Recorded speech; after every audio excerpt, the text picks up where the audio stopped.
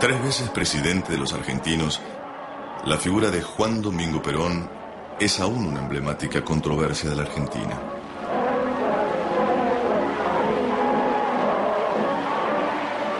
Perón asciende tras un nuevo golpe militar que vio ganar terreno a los intereses alemanes.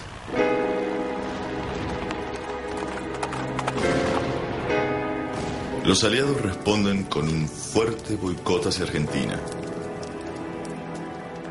La figura del entonces coronel se hace cada vez más fuerte. Y esto debe cambiar, caiga quien caiga. Creo que las reivindicaciones, como las revoluciones, no se proclaman, se cumplen.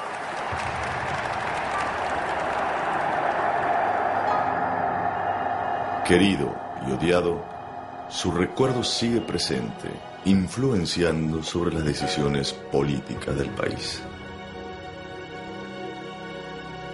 Un trascendente hecho, mantenido en secreto por décadas, cruzará a Perón por primera vez con la historia del oro nazi.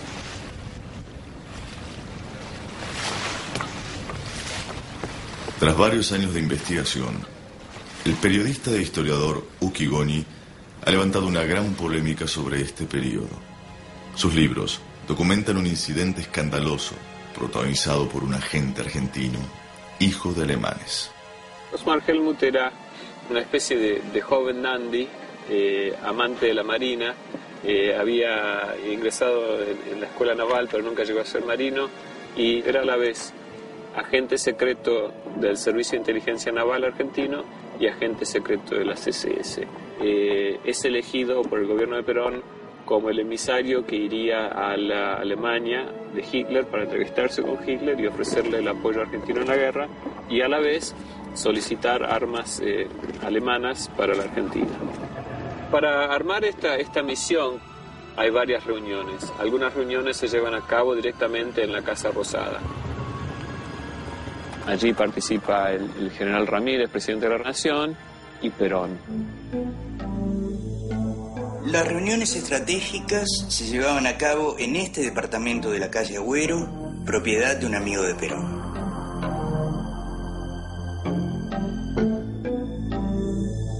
A pesar de lo avanzado de la guerra, cierta ingenuidad del gobierno argentino le hacía pensar que Alemania, dado su poderío, no iba a perder.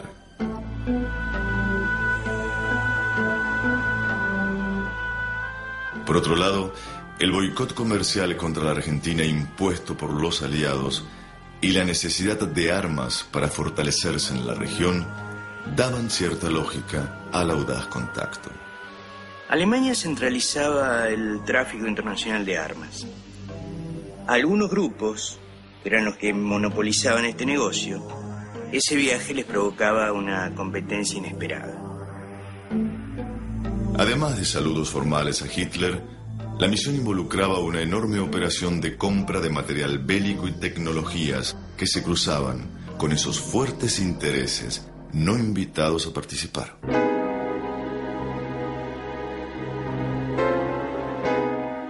Había grandes divisiones entre los nazis en la Argentina sobre quién debería llevar a cabo esta misión de entrevistarse con Hitler. Para muchos empresarios era una verdadera provocación. Se saltaban las líneas económicas tejidas con enorme sigilo desde el comienzo de la guerra. Las rutas mismas del oro nazi. Quedaron muy molestos y empezaron a enviar cables a Berlín diciendo: va un hombre que se llama Osmar Helmuth, este hombre no es de confiar, no hay que recibir a este hombre.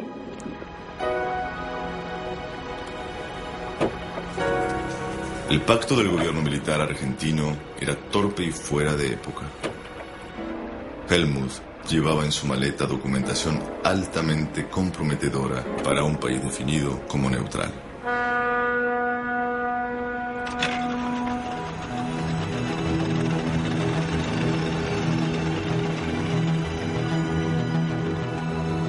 Su travesía evidentemente perjudicaba a grandes negocios. Se comenzó a hablar de filtraciones de los propios nazis hacia los aliados. A esa altura de la guerra, los británicos y los norteamericanos habían quebrado el código secreto nazi de radiocomunicación. Entonces estaban interceptando todas las comunicaciones radiales entre Berlín y Buenos Aires.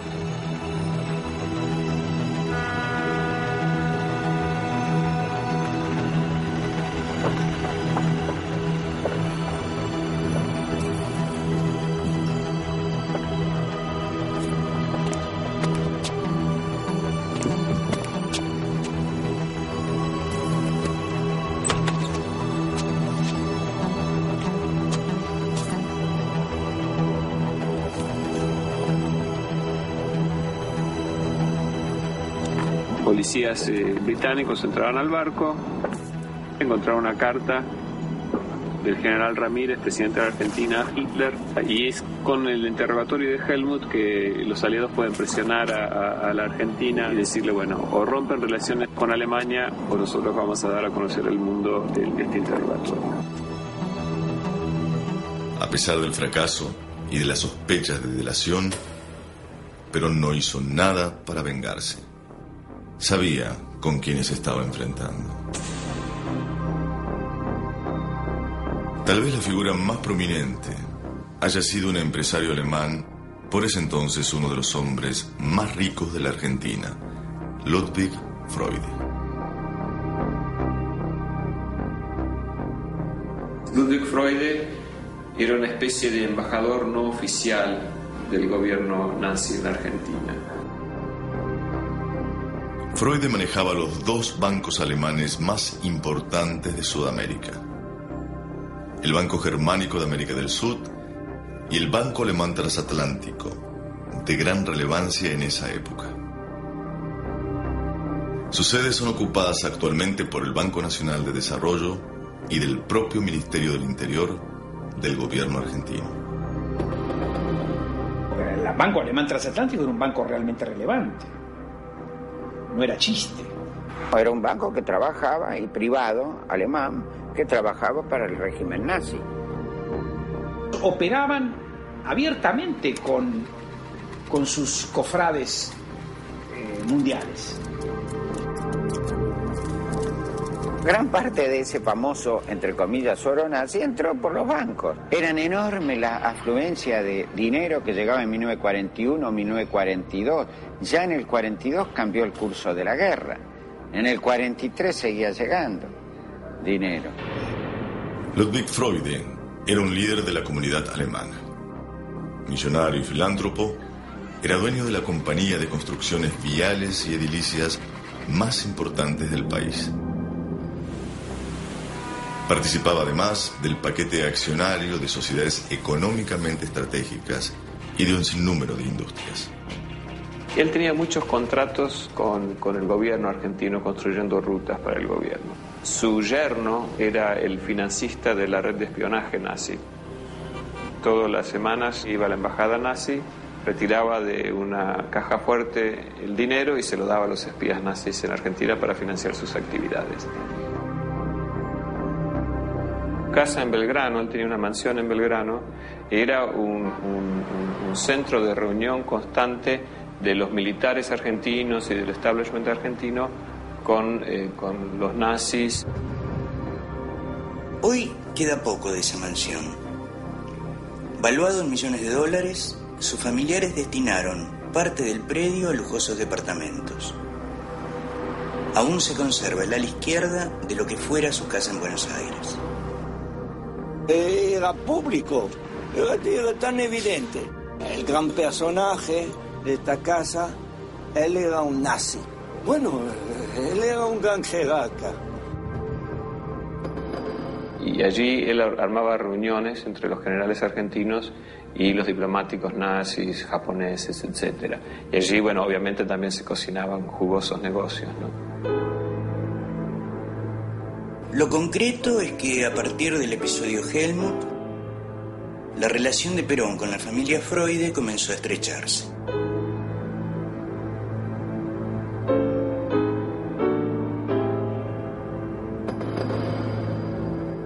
La popularidad del militar creció vertiginosamente desde que comenzó su noviazgo con Eva Duarte. Evita era una actriz en notorio ascenso, emergente de las clases más humildes. Freud empezó a formar parte del núcleo íntimo de los Perón.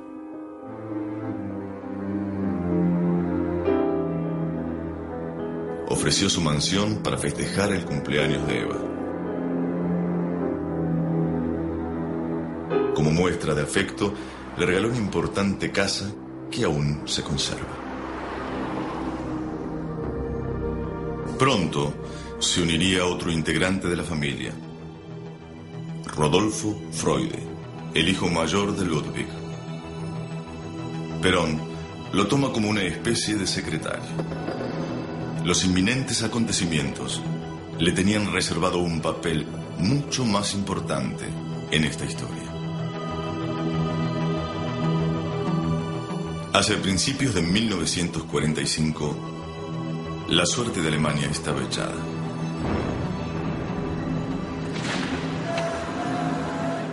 Para congraciarse con los aliados, la Argentina declara la guerra apenas unas semanas antes de la caída de Berlín. Para reafirmar su posición, en un operativo que fue mucho más simbólico que efectivo, termina con algunos focos de espías que aún se ocultaban en el país. Al final de la guerra se arrestó a todos estos espías nazis, entre ellos a Werner König, que era el yerno de Freud, y Perón se presentó en persona en Coordinación Federal para exigir que se lo dejara salir a König, porque obviamente era el yerno de su mejor amigo. Y de hecho eso ocurrió.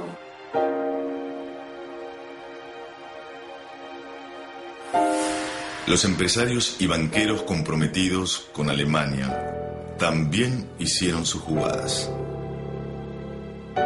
Del día a la noche, nacionalizaron muchas de sus empresas.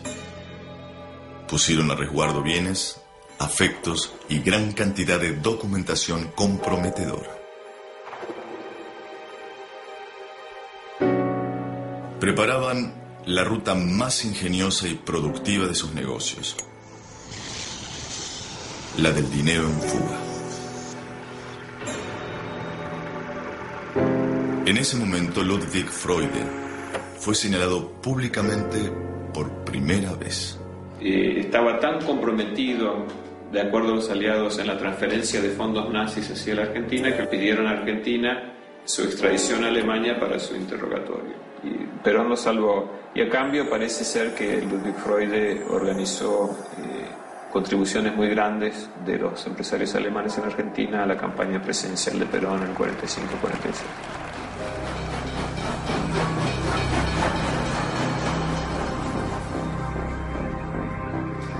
Pero esas aspiraciones presidenciales de Perón preocupaban seriamente a muchos sectores.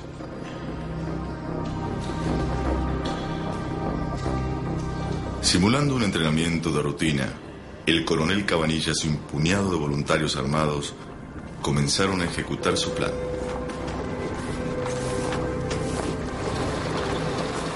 Tenían la información que Perón visitaría una cercana guarnición militar ese mismo día. Ya Perón apuntaba a una conexión con los trabajadores, con los obreros, con el sector más postergado de la sociedad en ese momento.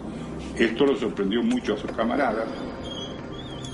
Para los militares en el poder, destituir a Perón, dadas sus simpatías hacia los perdedores, era el gran símbolo que cautivaría a los aliados, creando la fachada de un gobierno purificado.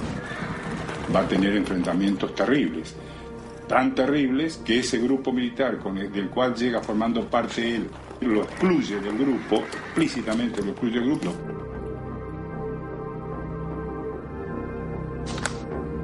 Cabanillas y sus hombres querían ir mucho más lejos. Se asustan del poder que Perón empieza a acumular, que obviamente no lo acumulaba por casualidad.